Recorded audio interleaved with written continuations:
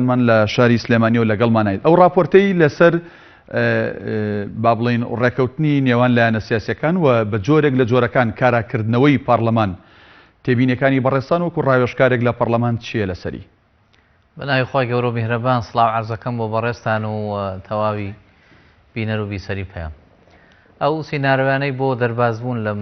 دۆخە سیاسیە چەقبەستووی ئێستای هەرێمی کوردستان هەیە بەشێکی عیلاقەی بە پەیوەندیدارە بە سیاسەتی پارتی لەم قۆناغا کە لە ئەنجامی ئەو فشارە نێو دەوڵەتیانەوە دروست بووە نەک لە داخوازیەکی ناوخۆییەوە، چونکە ئەو دابڕانە لە لێوان شەقامە دروست بووە لەگەڵ قیادەی سیاسی کورد. ئەمە ئەنجامەکەی بوو کە ساڵێک و ئەوەندەیەوە مێژوویەکی خراپی لە ڕابردووە بۆ تۆمار کردوین. ئەو فشارە نێو دەوڵەتیە و ئەو بەردۆخانەی ڕۆژهەڵاتی ناوەڕاست ئەگەر جوانتر بخوێنینەوە ڕۆژگاری دوای یعنی ناوچەکە لە دوای شەڕی داعشەوە چیە بێ مەترسیەکانی دروست کردووە کە ئەگەرێکی بەهێزەیە کە لە ئایندەیەکی نزیکە بارودۆخی چەقبەستووی کوردستان ڕزگاربوونێک یاخود جۆرێک لە ئیفراجی تا دروست بێت. یەکێک لەو سیناریۆیانە بریتێ لە پرسی کاراکردنەوەی پەرلەمان بۆ زانیاریتان ئەگینا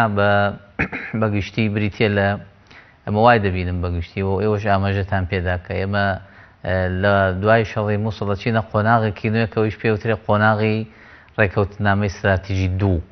و لەوێ ئیتفاقێکی زۆرترە کرێ و هێز چونکە لە ڕیزبەندی هێزەکانە گۆڕان پارتی سیاسی دووەمە لە ڕووی پێگەی جەماوەری و دەنگەکانیەوە، بەڵام هەر یەکێتی نیشتیمانی حیزبی دووەمە چونکە ئەو هێز و پارە و منتیقە و نفوزی لە بەردەسە. باوەڕم زیاتر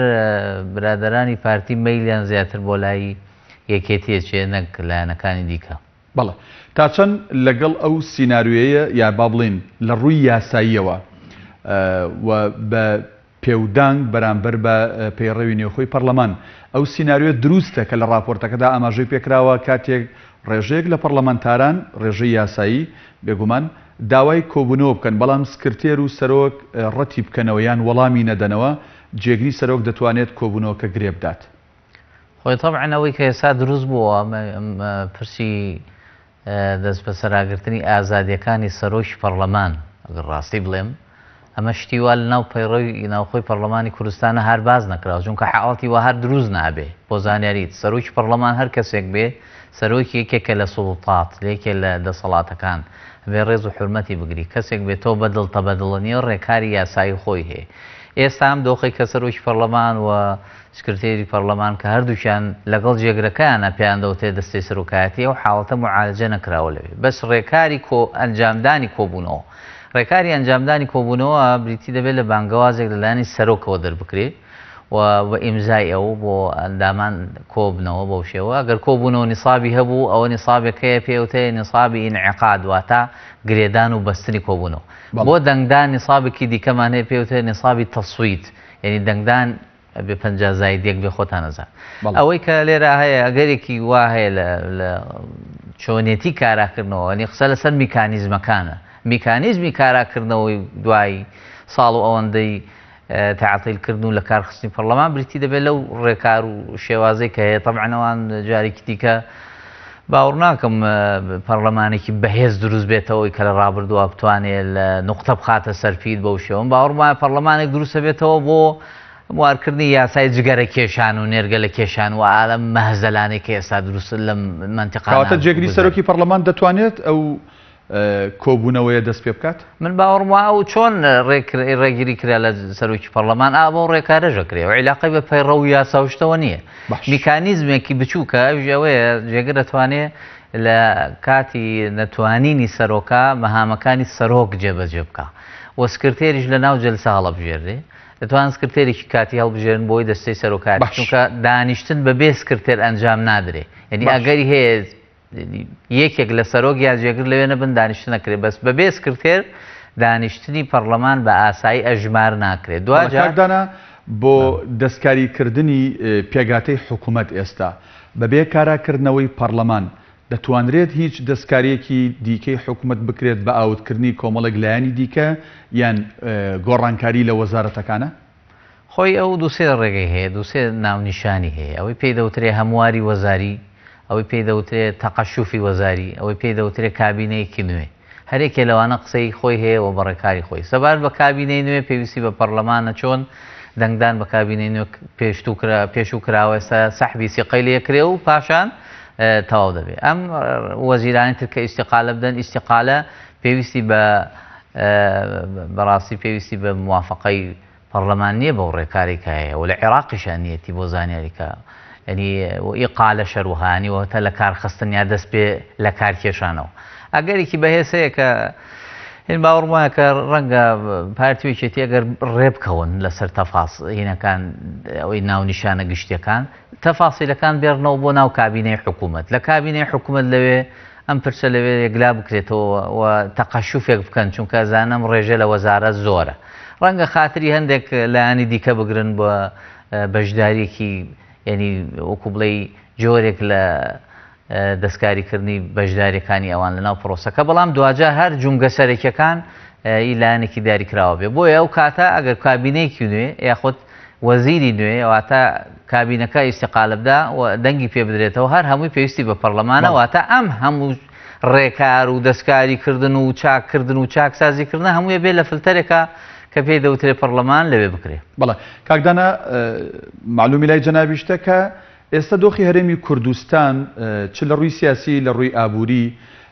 لە دۆخێکی هەم چەقبەست و هەم دژواردایە بە بڕای بەڕێستان چ ڕێگەیەک چ سیناروەیەک باشترین ڕێگەیە بووی کە خزمەت بەم دۆخە چەقبەستوی هەرێمی کوردستان کا بۆ کاراکردنەوەی پەرلەمان ئەو درێژەدان یاخود دەستپێکردنەوەی کۆبوونەوەی پێنج قۆڵی ئەوە باشترین ڕێگەی بەڵام سەرۆکی پارتی دیموکراتی کوردستان ڕایگەیان کە جارێکی تر کۆبوونەوەی پێنج قۆڵی ناکرێتەوە ناخۆەوە باسییان کردو خۆیان لە ناوخۆیان کە دانیشتون باسییان کردووە تۆ پرسیارەکە دوایە کە ئێمە چۆن دەرچێکی دروست بدۆزینەوە بۆ ئەم دۆخە تەنان دەتوانێمە ئیستیفادە لە تاقە و توانای لایەنەکان دیکە ئەوەی کە وەکو لایەنی سیاسی قسەی جیاوازی هەیە ئەوەی کە چۆتە بەرێکی سیاسی و وەکو دەڵێ قەرە باڵغێکی زیاد کردەوە نابێ بە ڕقم و تۆ نابێ وەکو بڵێ ئیشەکەی پێ تێک بدەیت ئەوەی کە گرنگە لێرە پێنج لایەنە سیاسیەکە چۆن پرۆسەکە لە بینی ئەو پێنج لایەنەیە دەتوانین ئێمە ئەوەی کە پێی دەوترێ حکوومەتێکی ئێتیلافی بەهێز ئەم جارە دروست بکەینەوە ئەزمونێکی باشە چونکە دیموکراسێتی تەوافقی عێراقی لە سەبی ناکراوە بەو هەموو مێژ و هێز و توانە و پارێزگایەوە جای بگا بە هەرێمێکی کوردستان کە زامەکانی بەڕاستی بەم شێوەیە ئاوە مامەڵی لەگەڵا کراوە بۆیە لەم قۆناغا دیموکراسێتی تەوافقی بەڕاستی باشترین ڕێگەیەکە کرێ ئەوەی کە پێوترێ حکوومەتی تەکنۆقراتەوەی پێوترێ حکوومەتی ئینقازی وەتەنیەوە بۆ حکوومەت ئەو بۆ شێوازێکی حکومڕانیە بۆ لیبیا ئێستا بێ بۆ ئێرە نابێت کاکە ئەو دەستەواژانە باش نین کۆبوونەوەکانی پێنج قۆڵی ئەگەر بگاتە ئەنجامێکی باش بە ئامانجیەوە نەبێت کۆبوونەوە لە پێناوی کۆبوونەوە ئابەم شێوازە نەبێت کە ئێستا کۆبوونەوەی تیاکرێ باوەڕم وایە دەرچێکی باشە. وردە کاکدانە لە وادەی هەڵبژاردننی لە هەرێمی کوردستان نزیگە بینەوە باس لەوە دەکرێت بە هەر بیانوێک بێت هەڵبژاردن دوا بخرێت و لە کاتی خۆیدا ئەنجام نەدرێت بە بڕای بەڕێستان دواخستنی ئەم پرسە ئیشی پەرلەمانی کوردستانە یان ئیشی حکوومەتە ناخۆی وادەی دیاریکردنی وادەی کاتی انتخابات طبعا بەسراوەتەوە بە دووسێ ڕێوشێنەوە ڕێوشێنەکانەوەی کە ئێمە پێویستە پێش کۆتایی هاتنی خولەکە هەڵبژاردن بکرێ زانن لە 3 ساڵی لەمەوە پێشە لە مانگی نۆ کراوەوە ئەو کات درێژکردنەوەش کرابوو بۆ خولەکە ئەمە ڕێکارێکە کە پێویستە پەرلەمانی کوردستان خۆی ئیلتیزام کا بەو ماوە یاسایی خۆیەوە ئێمە 6/11 وادەی ڕۆژی سوێند خواردنی ئەندامانی پەرلەمان بوو واتە ئەو وادەکە لە ڕووی یاساییەوە تەواوە بێ ینی 6/11 تەواو واتە پێش ئەو بەروارە ئێمە پێویست هەڵبژاردنێکی ئاسایی بکرێ ئێستا کۆمیسیۆن خۆی نەحازرە نەخەڵک ڕغبەتی لە هەڵبژاردن و لە ئەنجامدانی پرۆسەیەکی وا هەیە و لە ڕووی سیاسیشەوە ئێمە هەنگاینی کۆمەڵێک هەواڵ دەبیستین کە ئەگەری هەیە ئەم ساڵ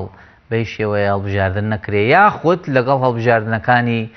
عێراقا بەگشتی لە ئەنجومەنی نوێنەران و پارێزگاکان یەک بخرێ واتە ئەگەرێکی وا هەیە کە هاوڵاتێکی داما و بەو هەموو معاناتەی خۆیەوە بچێتە بەردەم سندوقەکانی دەنگدان و بۆی 4-5 نەوع دەنگ بدا ئەمە بەس لە کوردستان و عێراق هەشتی وایە بێشتی وا لەو بابەتە ئەگەرێکی لاوازە نابێت کەواتە ئەوە حکوومەتە بڕیارەدات یان پەرلەمان دوجار نا بە دڵنیایەوانە هەموویە بێ لە پەرلەمانەوە بکرێ کاتی جاردانەکەی لە پەرلەمانەوە بێ بۆ شێوە حکوومەت کاتەکەی دیاریەکە و ڕێوشوێنەکانی ئاسانکاری بۆ پرۆسەکەکە و جاردانی وادەی انتخاباتەکەەوە لە پەرلەمانی کوردستانەوە کرێ. بەڵێ کاکدانا بگەڕێنەوە سەر راپۆرتەکە باس لە کۆمەڵێک سیناریۆ کرا بۆ کاراکردنەوەی پەرلەمانی کوردستان بێگومان جەنابیشتان ڕاوێژکارن ڕاوێژکاری با بڵێن سەرۆکی پەرلەمانن بۆ کاروباری یاسایی ئێوە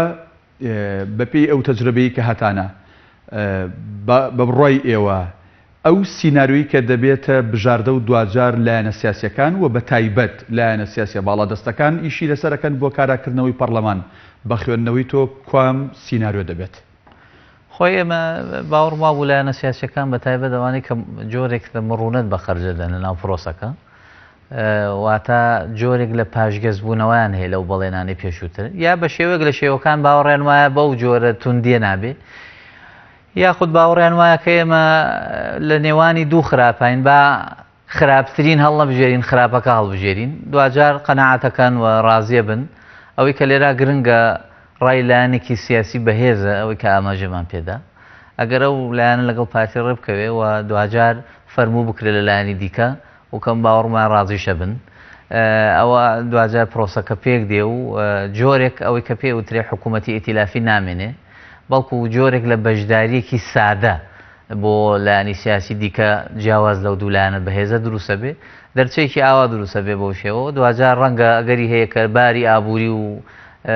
بارەکانی دیکەش چاک ببنەوە چونکە ئەوانیش پاساویان هەیە بۆ زانیاریت هەندێکیان باوەڕێن وایە ئێمە لە خراپێکی گەورە ڕامان کردووە ناچارین بە خراپێکی بچووک هەندێکی تر باوەڕێن وایە مەترسیەکان زۆر گەورەتر بێ باش بخوێنینەوە ئەوانە هەمووی واکە کە جۆرێک لە قەناعەتی گشتی دروست بکەن لە ناو شەقامی کوردیا بڵێن بڵێ ناچارین بەمە ڕازی بین و خۆمان تەسلیم بکەین بەڵام دوجار کاردانەوەکان چۆنە بن و ڕاستی و دروستی و یاساییبوونی پرۆسەکە چۆنە ڕوا ئەوان دەبێنێتەوە بۆ ئایندە. وەک دوا پرسیار بۆ بەڕێزت بە خوێندنەوەی تۆ بۆ بابەتەکان لە خولی بەهارەی پەرلەمانی کوردستان داواتە لە بەهاری ئەم ساڵدا